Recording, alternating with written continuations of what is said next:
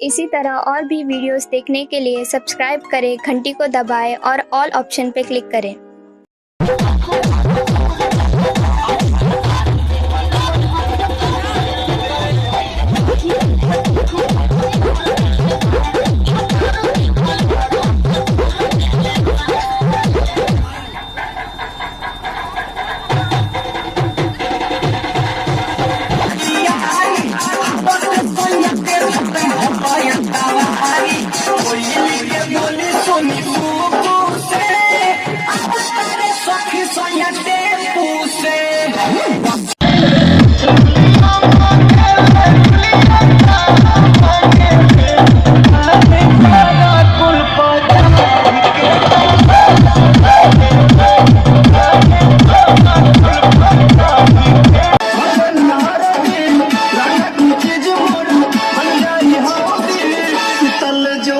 जगह में भतर जब सालेंसर सटा उनका बॉडी खिला हमें भतर जब सालेंसर सटा